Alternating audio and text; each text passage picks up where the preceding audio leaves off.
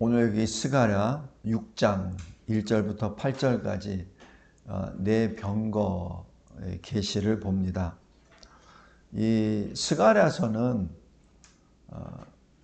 읽으면 읽을수록 이 요한계시록하고 오버랩이 됩니다. 계속. 그래서 이 8개 이 계시가 쭉 1장부터 지금 6장까지 쭉 나오는데, 화석류 나무 사이의 선자, 바로 그리스도를 말하죠. 그리스도를 통하여 예루살렘 귀환과 그리고 성전 재건이 거기서 약속이 되죠. 그리고 두 번째, 네 뿔과 대장장이 1장 18절부터 21절까지는 왜 하나님의 백성이 징계를 받게 되었는지 그 이유가 기록이 됩니다. 그리고 셋째, 청량주를 잡은 사람 2장에서는 성전이 재건되고 예루살렘이 다시 회복되는 것을 청량주를 잡는 사람을 통해서 또 약속을 하시죠. 그리고 네 번째, 대제사장 여호수아가 더러운 옷을 입고 있을 때 참소하는 사탄이 있지만, 그러나 하나님께서 죄를 사해 주시고 하나님이 주시는 새 옷을 입혀 주시고 예배가 회복되는 그러한 모습을 계시하십니다. 그리고 다섯 번째, 순금 등잔 때와 두 감람나무는 계시록 11장에 나와 있는 두 증인에 대한 그것과 연결이 됩니다. 날아가는 두루마리는 계시록 17장에 있는 큰 음녀의 심판이 바로 연결이 되고요. 날아가는 두루마리는 심판 직전에 하나님의 경고의 메시지죠. 8장과 또 16장에 나와 있는 이 독수리, 그리고 또 하나님의 음성이죠. 18장에 바벨론 큰 성이 심판받는 그 중에 큰 음성이 나죠. 내 백성아 그곳에서 나오라 라는 말씀이죠. 에바 속의 여인이 제가 조금 전에 말씀드렸던 큰 음녀, 계시록 17장에 나와 있는 그 음녀의 심판의 모습입니다. 오늘 이 네 병거는 계시록 6장에 나와 있는 그 인심판, 이 세 사이클 중에 첫 사이클 인심판의 한 모습이기도 합니다. 여기서 질문을 던집니다. 왜 이런 계시를 하셨습니까? 그냥 이 노아 홍수 심판 때처럼 그냥 한 번에 쓸어버리면 되시는데 왜 이것을 순차적으로 이렇게 보내줘 주셨습니까? 저 닫아주세요. 그것을 말씀을 듣고 회개하라는 기회를 주신 것이죠. 왜 그런 계속 심판의 모습을 계속 보여주십니까? 이렇게 심판할 거야. 또 이렇게 심판할 거야. 이렇게 심판할 거야. 왜 그렇게 하셨습니까? 바로 그 말씀은 회개하라는 것이죠. 그래서 이 계시록 2장, 3장, 22장에 끊임없이 계속 나오는 것이 회개하라, 회개하라, 회개하라입니다. 7개 교회를 향한 서신도 마찬가지. 계속 결론 부분은 계속 회개하라, 회개하라, 회개하라입니다. 그리고 너희들이 받는 환난을 피할 생각하지 말고 그 환난 가운데서 죽도록 충성하라. 지금 그 말씀입니다.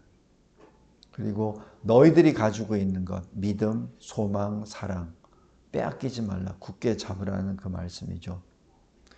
그랬을 때 어린 양 생명책에 기록된 자들이 쭉 그 모습들이 나타납니다. 그것이 계시록 7장부터 21장까지 계속 나옵니다. 성도 여러분, 우리가 이 스가랴서를 볼 때나 계시록을 볼 때나 우리의 초점이 그 큰 환난 가운데 내가 어떻게 해야 면제가 될까? 어떻게 해야 그 환난을 받지 않을까?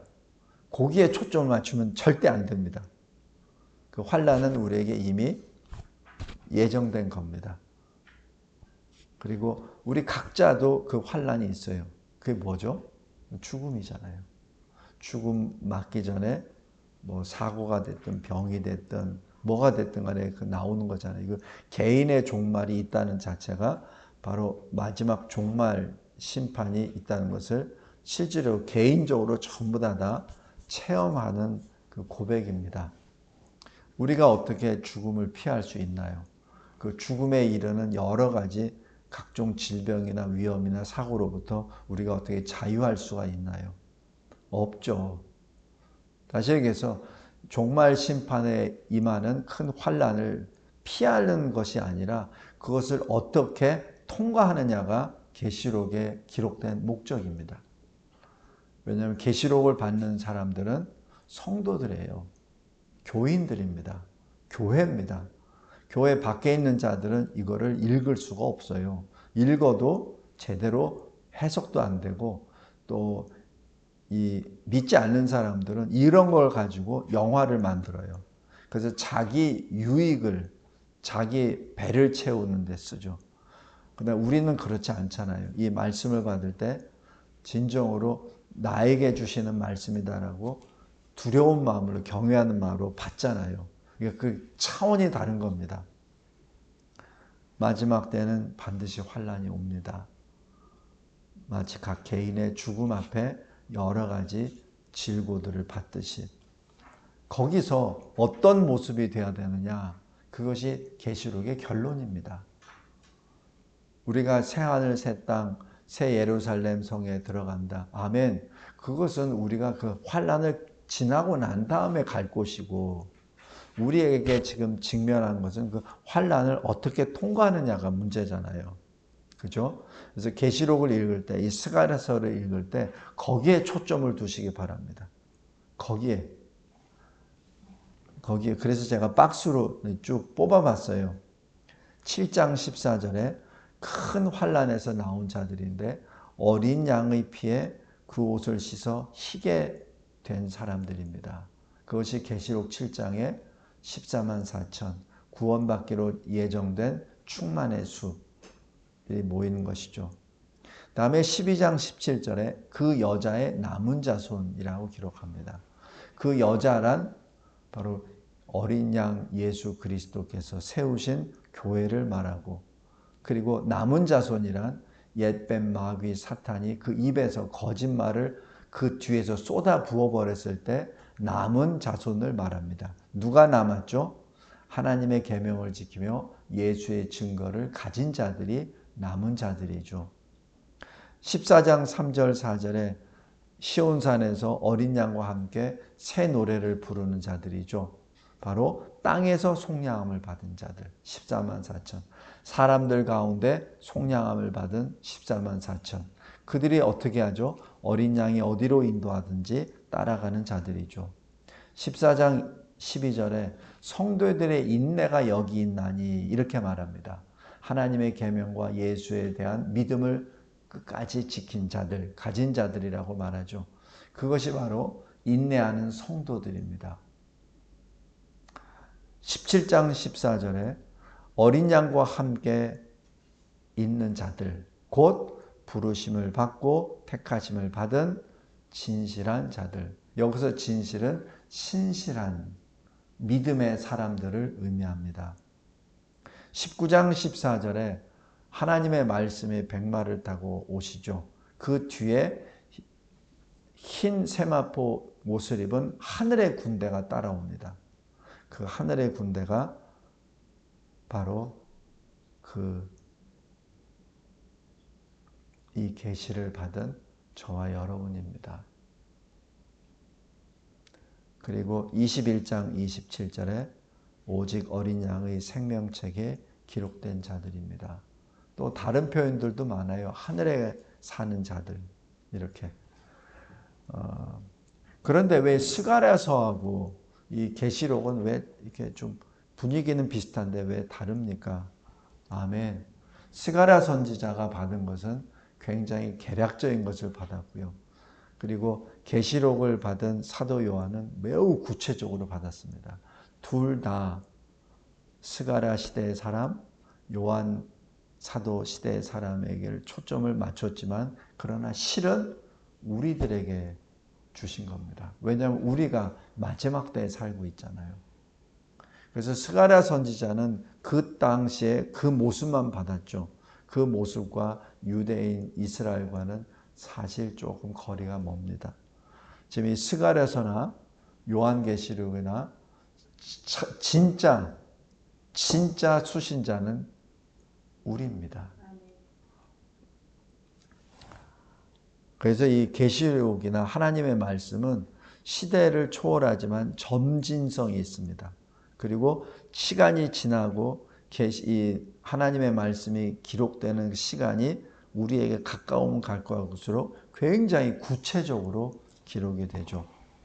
자, 그럼 두 번째로 오늘 여기 네 병거, 스가랴 6장에 나와 있는 네 병거와 계시록 6장에 나와 있는 네 그 말에 대해서 보겠습니다.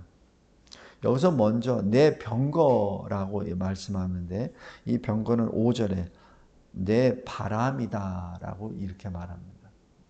이 바람이라고 되어 있는 이 말이 히브리어 원어로 하면은 성령, 호흡 똑같은 말입니다. 그래서 이 내 바람이라고 하는 것은 하나님으로부터 나온 심판의 역사임을 여기서 알 수 있죠. 에스겔서 9장 4절에 보면 성전으로부터 하나님의 심판이 임하는데 그때 그 성읍 내에서 모든 가증한 일로 말미암아 슬퍼하는 자들, 탄식하는 자들, 그들의 이마에 표를 그리라라고 하나님의 사자에게 명령을 합니다. 그래서 그 표를 그하죠. 다시 얘기해서 회개하는 자들에게 표를 그립니다. 그리고 표가 다 그려진 다음에 성전으로부터 장로들로부터 하나님의 심판이 시작이 되죠. 그것이 에스겔서 9장입니다. 내 병거, 내 바람 또는 내 호흡, 내 성령 바로 그 하나님의 역사가 일어나는데 바로 그것이 심판의 징조이기도 하고 시작이기도 합니다. 다음에 두 번째로 보면은 그 네 병거가 붉은 말, 검은 말, 흰 말, 아롱진 말 이렇게 기록되어 있죠. 여기 스가랴서에서는 구체적으로 설명이 없어요. 그러나 계시록 6장에서는 구체적으로 설명이 됩니다. 붉은 말은 뭐죠? 전쟁. 또 검은 말은 기근을 통한 죽음을 말하죠. 그리고 여기 흰 말은 바로 거짓 선지자들 거짓말입니다. 적그리스도의 미혹이죠. 그리고 아롱진 말, 그 계시록 6장에서는 이 청황색, 바로 죽음의 말 색깔이죠. 시체 색깔입니다. 그것은 전염병으로 인한 사망과 야생 짐승들의 공격을 받아 죽고 또 다른 전쟁에서 죽음을 말합니다. 성도 여러분, 이러한 것들이 마지막 때 쭉 일어난다는 것을 꼭 기억하시기 바랍니다. 지금 우리 잘 보세요. 지금 전쟁이 계속 일어나고 있잖아요. 전쟁이 계속 일어나고 있잖아요.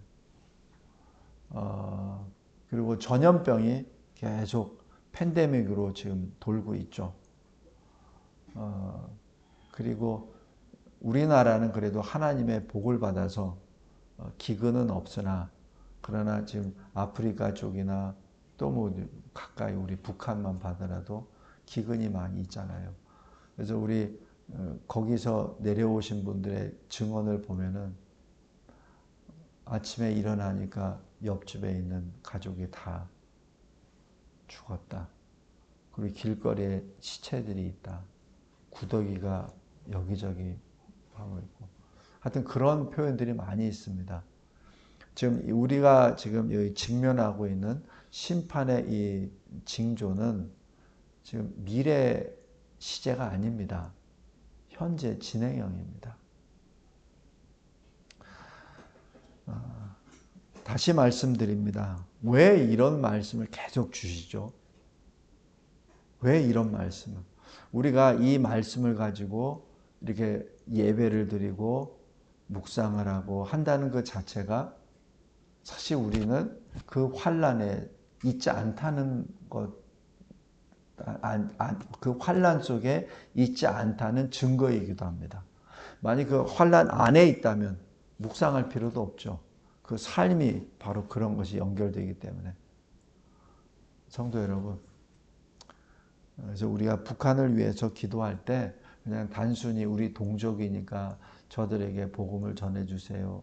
그 기회를 열어주세요. 이렇게 제 3자적인 입장에서 기도하기가 쉬운데 그 나의 경우라고 한번 생각해 보십시오. 그럴 때는 그 기도가 굉장히 간절하게 됩니다. 또 이 나라를 위해서 기도할 때도 마찬가지예요. 이 나라가 지금 북한을 따라가고 있잖아요. 일당 독재로 지금 치닫고 있잖아요. 사회주의, 공산주의로 지금 계속 가고 있잖아요. 우리가 부인하고 저도 그것을 부인하고 싶어요. 근데 지금 모든 정황을 다 보십시오. 다 그렇게 되잖아요. 이러한 심판의 징조를 보여주시는 것은 그 심판을 누구도 피할 수 없다는 것을 말씀해 주십니다. 하나님이 하신 일을 누가 피합니까? 그죠?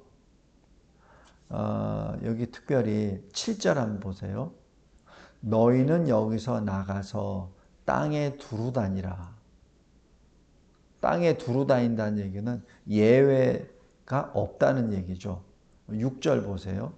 검은 말은 북쪽 땅으로 나가고 흰 말은 그를 뒤따르고 어룽진 말은 남쪽 땅으로 나가고 건장한 말은 나가서 땅에 두루 다니고자 하니. 그러니까 계속 연달아서 계속 간다는 얘기죠. 그러니까 그냥 북쪽으로 가는 걸로 검은 말이 끝난 게 아니라 그 북쪽으로 가고 다시 또 흰 말이 또 따라가는 겁니다. 또 남쪽으로 가는 것도 그 뒤에 또 따라가는 거예요. 그러니까 계속 연이어서 간다는 것을 의미하죠. 그래서 우리가 이 마지막 종말 심판의 계시를 볼 때 우리가 어떤 심정으로 봐야 되는지 그것을 늘 유념해 둬야 됩니다. 그냥 남의 이야기라고 생각하지 마십시오. 제 3자인 이야기라고 생각하지 마십시오. 특별히 대한민국에는 이미 임하였습니다. 그것을 제대로 이해하고 말씀을 보기를 바랍니다. 그 다음에 어디에서부터 이 심판이 시작됩니까? 이 5절에 보세요. 온 세상의 주 앞에 서 있다가 나간다라고 기록합니다. 그러니까 온 세상의 주는 누굽니까? 하나님이시죠. 어린 양 예수 그리스도시죠. 그러니까 그 앞에 있다가 다 나간다는 얘기죠. 주님의 명령에 따라. 그래서 이 계시록의 6장과 이 15장에 이렇게 보면은 어린 양이 7인을 떼실 때 하나씩 떼실 때 네 생물이 오라라고 말씀하시죠. 그러니까 그것은 어린 양의 명령에 따른 것이죠. 그리고 계시록 15장 8절에 보면 이 마지막 대접 심판이 행해졌을 때 7 천사의 7 재앙이 끝나기까지 성전에 능히 들어갈 자가 없더라. 그러니까 심판이 시작되고 난 다음에는 그 누구도 이 심판으로부터 저 사람을 구해주세요. 저 사람을 어떻게 좀 봐주세요. 긍휼을 베풀어 주세요. 그게 안 된다는 얘기입니다. 그리고 심판이 시작됐을 때 그 누구도 그 심판을 막을 수 없다는 얘기죠.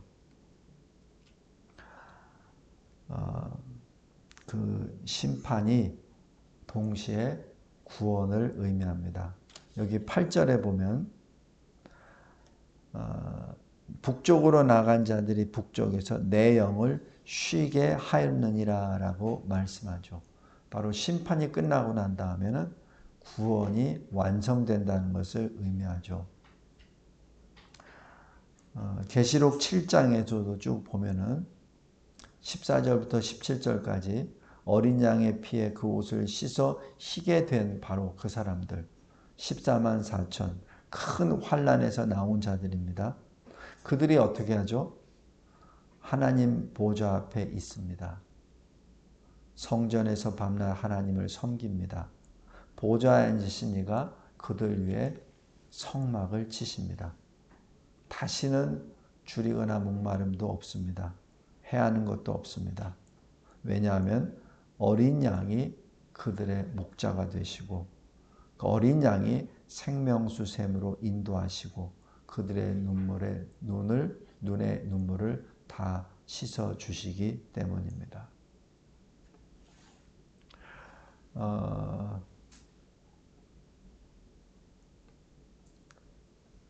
마지막으로 이 종말 이 심판은 단순한 심판이 아니라 2000년 전에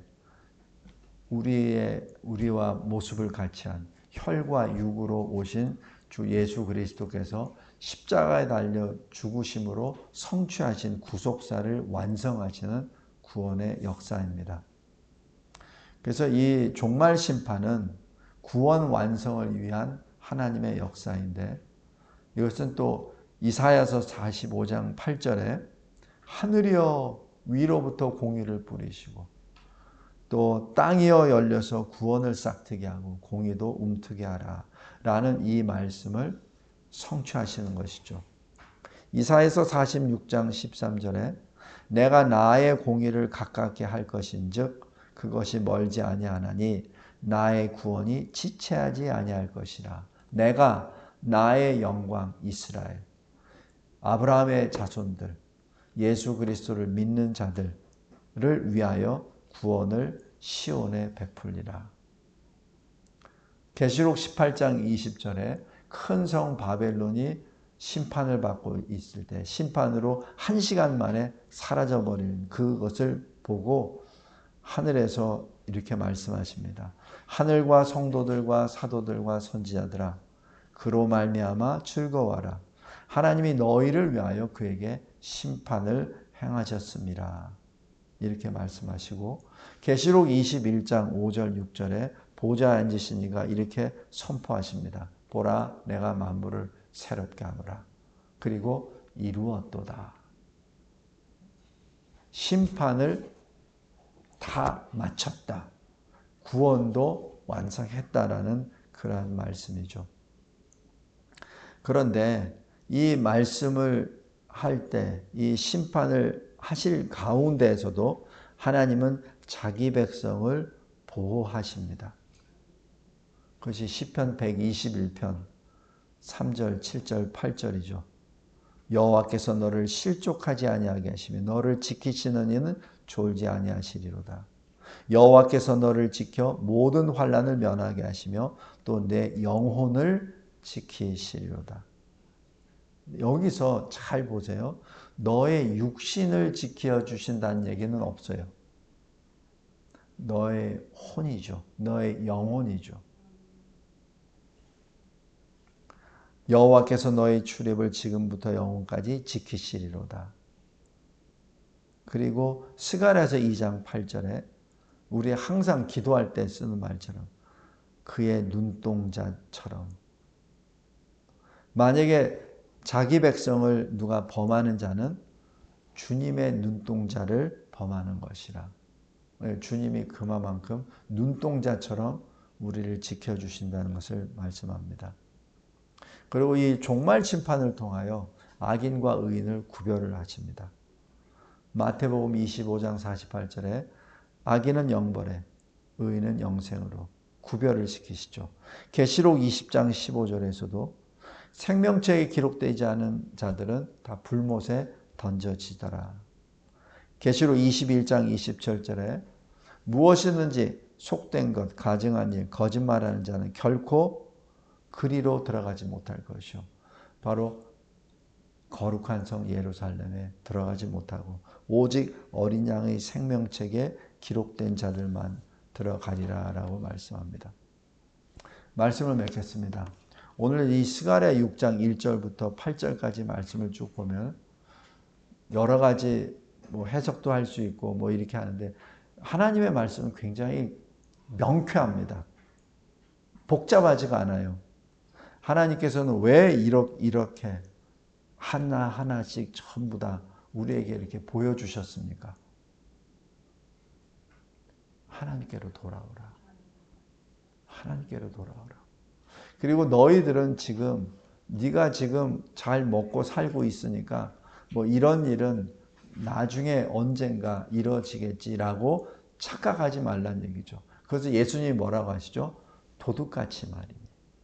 그러니까 내가 예측하지도 못하고 생각하지도 못하는데 퍽 들어온다는 얘기죠. 우리는 너무나 우리 위주로 생각을 합니다. 내가 지금 평안하면은 그 평안이 영원하다고 생각하고, 내가 지금 여기 안전하면은 안전한 것이 영원한 것이라고 생각해요. 지금 이 계시록과 이 스가랴서는 계속 말씀합니다. 그렇지 않아. 그렇지 않아. 내가 반드시 속히 될 일을 너에게 알려주겠다. 그리고 계시록 22장에서도 뭐라고 하세요? 22장 한번 보세요. 이 계시록을 마지막 끝낼 때도 그 말씀을 하세요. 22장 7절. 보라, 내가 속히 오리니 이 두루마리의 예언의 말씀을 지키는 자는 복이 있으리라. 지금 이 계시를 주신 목적이 뭐냐는 얘기예요. 빨로 그 말씀을 지키라는 얘기죠. 네가 들은 말씀대로 지켜라. 그리고 빨리 하나님께로 돌아오라. 하나님과 함께 있어라라는 그 말씀을 하시죠. 오늘 이 스가랴 6장을 통해서 다시 한번 계시록 전체를 봅니다. 이 스가랴서는 짧아요. 그 짧은데 계시록 1장부터 22장까지 전체를 지금 망라하고 있어요. 성도 여러분, 우리가 그렇다면 어떻게 살아야 됩니까? 답이 다 나왔어요. 제가 아까 서론에 있는 것처럼 박스 쳐서 어떤 사람입니까? 어린 양이 어디를 따라가는 자. 그죠? 큰 환난에서 나온 자인데 하나님의 계명과 예수의 믿음을 지키는 자. 여자의 남은 자손. 그들이 성도의 인내. 이런 모습들이 우리가 마지막 때에 살아야 될 그 모습입니다. 거기에 항상 마음을 집중하고 그리고 항상 깨어 있기 바랍니다.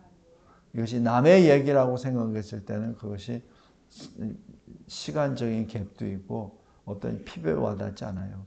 그런데 하나님은 우리 한국교회를 너무 사랑하셔 주셔서 이 지구상에 있는 어느 지역보다도 제일 먼저 지금 그 계시의 징조를 이 땅에 허용하셨습니다. 그래서 우리는 굳이 다른 해석서, 해설집 볼 필요가 없어요. 그냥 보면 있잖아요. 그죠? 보문이 있어요. 마태복음 24장에 나와 있는 여러 가지들. 서로가 서로를 잡아주고, 아버지가 아들을, 아들이 아버지를. 그죠? 서로 공격하는 모습들. 사랑이 식어갔다. 불법이 자행된다. 지금 다 이루어지고 있잖아요. 굳이 해석서를 볼 필요가 없어요. 그냥 현재 우리 사회가 지금 그렇게 되어 있습니다. 항상 깨어있기 바랍니다. 깨어서 주님이 주시는 그 말씀, 주님이 우리에게 주시는 우리가 꼭 지켜야 될 말씀은 비유가 아니에요. 뭐 애매한 표현도 아니에요. 그냥 아주 명확해요. 아주 명확합니다. 그만큼 하나님이 한국교회를 성도들을 그만큼 사랑하신다는 겁니다. 깨어있어 항상 기도합시다. 그리고 우리가 할 것은 말씀과 기도밖에 없어요. 다른 거는 할 게 없어요. 할 수도 없고. 말씀을 통하여 주님이 주신 현실을 바로 해석이 되잖아요. 그죠? 말씀 보면 바로 해석이 되잖아요. 굳이 뭐 누구한테 물어볼 필요도 없어요. 그냥 바로 해석이 되잖아요. 그 말씀을 가지고 기도하는 것밖에 없어요. 이 마지막 때에 늘 예수 그리스도에 대한 소망으로 인내하는 저와 여러분, 그리고 믿음으로 일을 하고, 그리고 사랑으로 우리 성도들을 위하여 수고하는 데살로니가 교회의 모습이 저와 여러분이 모습이 되시기를 주 예수 그리스도의 이름으로 기도합니다. 감사하고 감사합니다. 하나님께서 저희들에게 주신 이 귀하신 생명의 말씀, 이 마지막 때 내가 어떻게 살아야 됩니까? 우리는 어떻게 살아야 됩니까? 라고 질문하는 것에 대한 답을 이렇게 분명하게 주시는 애 감사합니다. 스가랴 선지자가 받지 못했던 그 분명한 계시, 우리는 그 계시를 계시록을 통하여서 받고 또 현실을 통하여 그것을 확인합니다. 주님, 작은 능력을 가졌지만 주님을 배반하지 않았던 빌라델피아 교회처럼 우리가 늘 주님 편에 서고 또 주님이 우리에게 권면하시고 약속해 주신 것처럼 우리가 가진 것, 믿음, 소망, 사랑을 빼앗기지 말고 말씀, 기도를 빼앗기지 말고 주님이 들고 계시는 그 영광의 면류관을 바라보며 한 걸음 한 걸음 걸어 나아가는 주님의 참된 군대가 되게 하옵소서. 예수 그리스도의 이름으로 기도드리옵나이다. 아멘.